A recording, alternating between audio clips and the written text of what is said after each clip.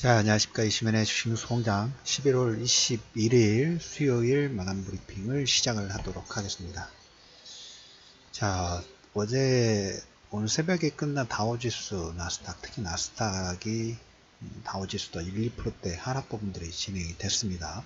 다행스럽게 우리나라 코스닥 쪽 반등 부분들이 잘 진행이 좀 됐고, 추가적으로 중국 상해종합지수든 심천지수든 항생지수든 마이너스권에 시작해서 모두 다 플러스권으로 0.2에서 0.2% 전후로 일단 상승 반전 부분들을 진행을 했다라는 얘기를 좀 드려보도록 하겠습니다.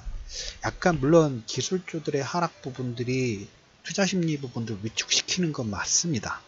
여기에 이제 지위의 회사채 관련 부분도 추가적으로 나올 요건 부분들이 있는데 시장에서는 어떻게 보면 기술주들 성장성, 실적 여기에 퀘스천을 좀 든 거죠. 그리고 이 기술주들의 성장의 기본 바탕 어느 정도 영향권을 줄 수 있는 내용으로는 미중 이제 한 10일 정도 남은 11월 말에서 이제 12월 초에 다시 진행을 하죠.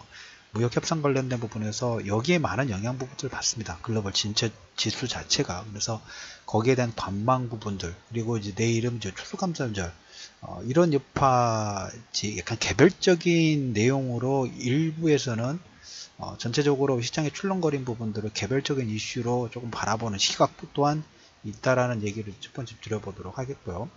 오늘 시장에서 일단 코스닥 외국인들이 계속 지수를 사고 있어요. 한 코스닥 150 또 매수가 들어오는, 레버리지 쪽 매수가 들어오는, 그와 반해서 삼성전자는 지난주에 우리가 그 중국에서 관련된 이슈가 나왔을 때 문제의 불확실성 해소되기 전까지는 비탄력적 계속 그 흐름 부분들입니다.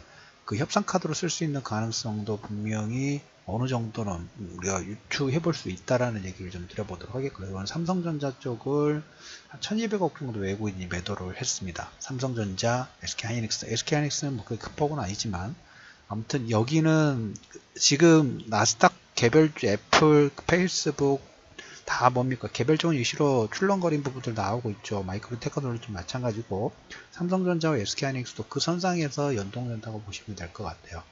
그 와중에 외국인들이 코스닥 지수 계속 소폭이긴 합니다만 계속 매수가 들어오고 있다는 거 700포인트 살짝 뗐다가 지금 이번 주 잘하면 700포인트 다시 회복하는 모습들이 좀 나올 수 있다라는 얘기를 좀 드려보도록 하겠고, 어제 한국과 미국 워킹그룹 시작이 좀 됐습니다.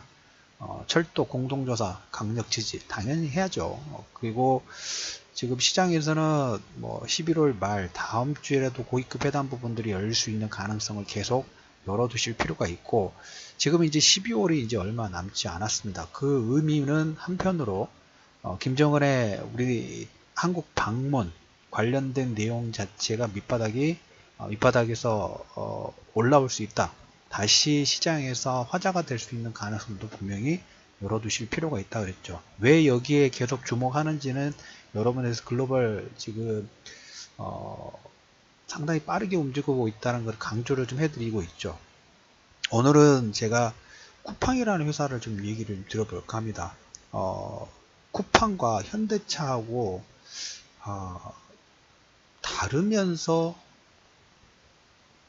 대처 능력 부분도 어떻게 되느냐에 따라서 우리나라하고도 어떻게 같은 선상의 그림 부분들이 살짝 그려질 수가 있어요. 그래서 그 부분 잠시 좀 얘기를 좀 드려보도록 하겠습니다.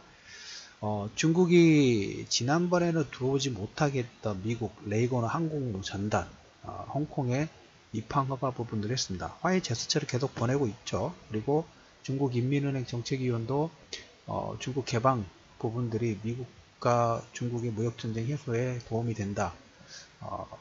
긍정적인 내용 부분들, 서로 물밑 작업 부분들이 계속적으로 진행이 된 것 같아요. 미국은 역시 또 우리나라하고 일본에게 그 이후에도 중국의 기술 도둑질 피해 관련된 부분에서 공동전선을 타진을 하면서 중국을 좀 압박하려고 하는 그런 부분들이 좀 나오고 있습니다. 바쁘죠. 중국도 일본과 바쁘고 미국도 무역전쟁 관련된 부분에서 바쁘고 중동 지역에서도 지금 사우디아라비아 카시쿠지 관련된 때문에 이스라엘의 네타뉴 총리가 지금 조기 총선 부분들을 할 수 있다는 어떻게 보면 트럼프하고 그 같은 라인에 있는 이 인물들이, 특히 이스라엘이 어떻게 정치권을 움직이냐에 따라서 또 중동 지역이 또 바뀔 수도 있어요. 그래서 어제 말씀을 드렸던 것처럼 중동 평화 관련된 부분들에 아마 올해 안에 나올 가능성 자체가 커요.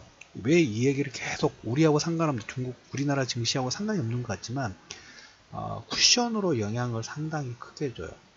쿠션으로. 그리고 알고 있는 거하고 인지를 하지 못하는 거하고는 큰 차이가 있죠. 그만큼 우리나라 주변 정세뿐만 아니라 글로벌 전체적으로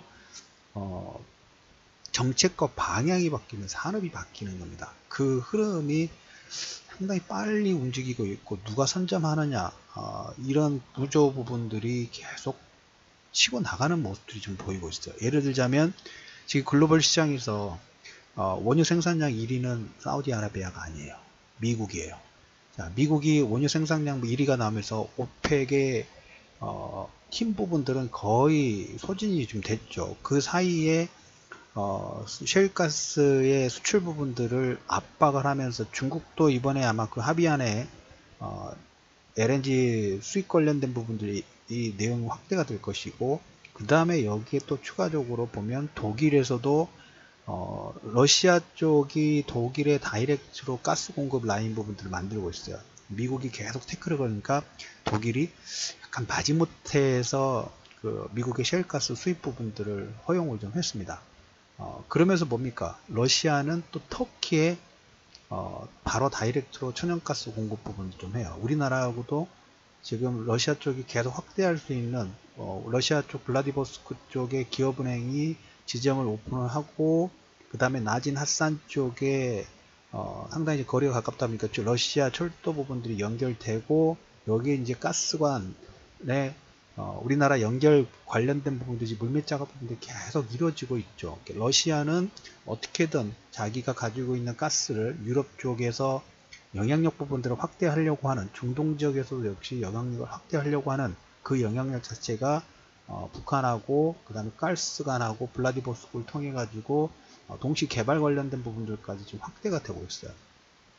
이런 내용들이 종합적으로 계속 업데이트가 되고 어디 쪽의 방향 부분들이 바뀌는지를 계속 체크를 해야지만 시장에 정책이라든지 방향이 바뀌면 산업이 바뀐다고 말씀을 좀 드렸죠. 그래서 기본적으로 이런 내용들이 계속 여러분들이 알고 계시고 알아가려고 해야지만 먹을 살 수 있나요? 중심이 있을 수 있어요. 그 외풍이 불더라도 다른 관점 대비 중심축 자체가 굳건하게 세울 수 있는 하나의 기초 요건이 될 수 있다라는 얘기를 좀 드려보도록 하겠고, 그만큼 빨리 바뀐다는 지금 얘기를 좀 드리고 있는 거예요. 서로 가만히 있는 게 아니라 지금 공산당이냐 민주주의냐 이것 가지고 이념전쟁하는 시대는 끝났어요. 다음에 자세하게 한번 설명드리겠지만, 그게 아니라 서로 지금 이제 다음 달부터 이제 5G가 시작이 되죠. 5G가 됐을 때 산업 방향이 정말 많이 바뀔 수 있는 하나의 초석이 될 수 있다고 말씀을 드렸죠.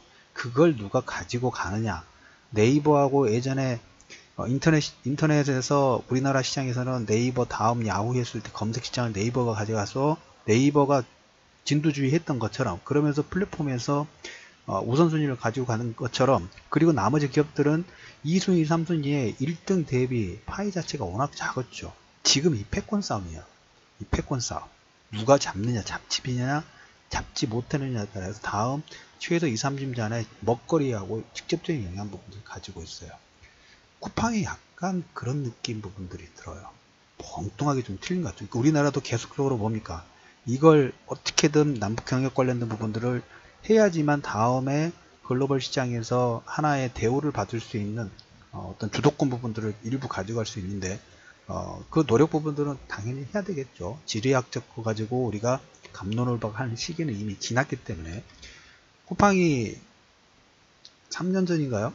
1조 원대 투자를 받았습니다. 3년 내내 돈을 여기저기 많이 투자를 했어요. 로켓 배송 관련된 부분들 해가지고 아직 2010년도에 출범을 했고, 기존 택배 부분들, 고소 고발 부분들이 계속 들어왔어요. 왜? 저기는 택배 업체에 듣고, 로켓 배송 같은 경우에는 일단 물류센터 부분들을 전국에 많이 지었어요. 그리고 올해 10월달 보니까 배송 상품 가격 상관없이 무료 배송 무조건, 30일 내에는 무조건 무료 반품, 그리고 신선식품을 자정까지 주문하면 아침 7시까지 배송하는 로켓 프레시, 그 다음에 식음료를 사전 주문하는 쿠팡이츠, 원하는 시간대에 배송 근무를 할 수 있는 쿠팡 플렉스, 그 다음에 배송 전문 자회사 쿠팡 로지틱스, 그리고 3.1 배송 부분들을 시작을 했어요. 그래서 9월달부터 정식 택배 사업 부분들을 진행하는데, 어떻게 보면 하나의 벤처 기업이죠. 스타트업 기업인데 1조 원대 투자를 받은 걸로도 한번 이슈가 됐고, 이번에 또 추가 2조 원이에요. 이 하나의 기업에서 지금 지난해 매출이 2조 7천억 정도 됩니다. 올해 한 5조 원대 돼요. 라스트 마일이라 해가지고 배송 관련된 부분들에서 지금 고객들의 마음을 얻었고, 이걸로 인해서 기존 대기업들이 지금 경계심 부분, 이미 늦었어요. 상당 부분 늦었어요. 기존의 유통 대기업들의 새로운 전략 부분들, 아마존이 나머지 기업들을 흔들었던 거 약간 비슷한 느낌 부분들이 봐요. 이렇게 물류 배송 부분을 하면서 플러스 알파는 뭐냐면 데이터가 쌓이는 거예요. 빅데이터. 그리고 이 사업 부분들이 어디까지 확장이 될 수 있냐면, 지금 물류 관련된 부분의 라스트 마일인데, 이건 나중에 또 자율주행을 통해 가지고 또 배송 서비스 여기까지, 그리고 또 만약에 확대가 된다 하면 지금 우버가 자율주행, 웨이모가 이제 곧 그 유료 서비스 부분들을 시작을 합니다. 유료 서비스를 시작하는데, 쿠팡 같은 경우에는 지금은 택배 물건 배송 관련된 부분들이 주 핵심이긴 합니다만, 우버 같은 경우에는 뭡니까? 플러스 알파로 뭐 하냐면 이 배송 서비스도 같이 해요. 서로 연관되는 사업이라는 거예요. 서로 연관된 산업, 데이터를 가지고 있고, 거기에 대한 준비 부분, 얼마나 빠른 배송과 친절한 부분들이 무기가 돼서 고객의 만족도를 계속 호응을 끌어내면서 원래 가지고 있던 사업에서 플러스 알파 되는 부가적인 사업 부분을 계속 확장을 하고 있죠. 하나를 잡으니까 나머지를 다 부가적으로 가져가요. 그래서 쿠팡이 우버가 되지 못하라는 법도 없어요. 왜? 지금은 어차피 보면 사람을 통해 가지고 그 다음에 이제 자율주행 차 부분이 나오면 이 물류 배송 관련된 부분들을 다른 쪽으로도 바꿀 수가 있겠죠. 가능성이 있어요. 그렇게 빠르게 대응을 하다 보니까 손정희가 이번에 그 비전을 보고 2조 원 정도 투자 부분들 하는 거고, 여기에 반해서 현대차는 어제 잠깐 말씀을 드렸지만, 계속 투자 부분들에 대해서 기존의 내연기관하고 기존의 그 제조업 마인드 부분들을 한 1년 동안은 좀 많이 바뀌긴 했습니다만, 그게 조금 뭐랄까요, 실기했다고 그래야 될까요? 우버, 다다추싱, 치고 올라오는 그 다음에 확장세를 보면 무섭다. 여기에서 어떻게 보면 네이버하고 다음하고 딱 생각이 나요. 우리나라 시장에서는 카카오가 그 메신저에서 1위죠. 근데 네이버가 검색에서는 1위인데, 이제 시장 자체에서 텍스트로 검색하는 거에서 동영상 유튜브가 네이버를 앞서기 시작했어요. 우리나라 시장에서 바뀌고 있는 거죠. 플랫폼 자체가, 플랫폼이 바뀌고 있어요. 변화되는 거에 적응하지 못하면 1위 기업이라도 최소한 넘버 3 안에 들어가지 못하면 그 회사의 방향 부분들은 확실히 꺾일 수밖에 없는, 어떻게 선택하느냐. 근데 여기에 이제 다음 달부터 시작하는 5G에 워낙 다양한 사업 부분들이 이제 확장이 될 겁니다. 삼성전자 스마트폰, 애플은 지금 마이너스인데, 화웨이라든지 샤오미는 이 흑자폭 부분들이 계속 커가고 있어요. 그것도 역시 기존의 그 퀄리티 부분들의 저가의 제품 부분들을 만들고, 그래서 이제 삼성에서 이제 위기감 부분들 느끼죠.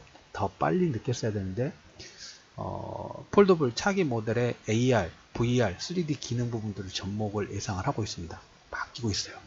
이 바뀌는 거에 항상 보면 주식 투자라는 부분들 보면 바뀌는 부분에 뭔가 변화에 출렁거림과 소음도 있지만, 또 분명히 역으로 투자의 포인트, 투자 아이디어로 좋은 1등급 정도, 1순위 정도의 투자 아이디어도 역으로 또 도출이 됩니다. 오늘 그 장중에 장보고 6호 최근 낙폭 부분이 컸던 거 한 14% 정도 상승 부분들이 이제 진행이 됐고, 어제도 말씀을 드렸던 것처럼 이번 달 안에 20% 넘어가주면 감사할 것 같고, 그렇지만 워낙 낙폭 부분이 컸기 때문에 그 소음이 많았었죠. 시장에서 여러분들이 지금 시장에 접목해야 될 때입니다라고 해서 저평가 성장주에 접근을 진행을 해서 지금 단기간에 반등 부분 잘 나왔죠.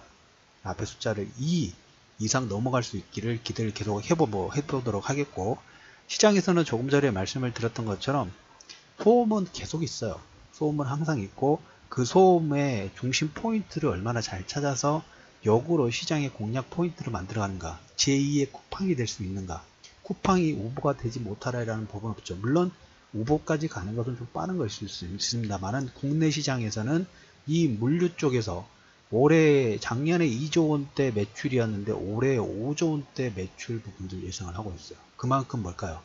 온라인 쪽 제2의 알리바바나 알리바바 몰처럼 국내 시장에서는 이쪽 온라인과 그 다음에 라스트 마일 배송 관련된 부분들의 기득권, 기득권이라기보다는 선두적인 지위 부분들을 분명히 만들어가고 있는 모습이 나오고 있습니다. 다음에 5G가 시작되면 더 많은 변화들이 생길 것이고, 그 더 많은 변화 속에서는 여러분들이 더 많은 수익을 올릴 수 있는 투자 포인트 역시 함께 오픈이 된다는 얘기를 좀 들어보면서, 코스닥 150 외국인이 추가적으로 매수가 들어왔고, 오늘 화장품 관련주들은 이번에 광군제에서 우리 3위 정도 매출이 나왔어요. 전체 매출 부분에서. 그래서 오늘 화장품 관련주도 반등이 나왔다는 얘기를 들으면서 11월 21일 11월 달에 장보고 6호부터 마무리가 잘 진행되는 모습들을 기대하면서 마감 브리핑을 마무리하도록 하겠습니다.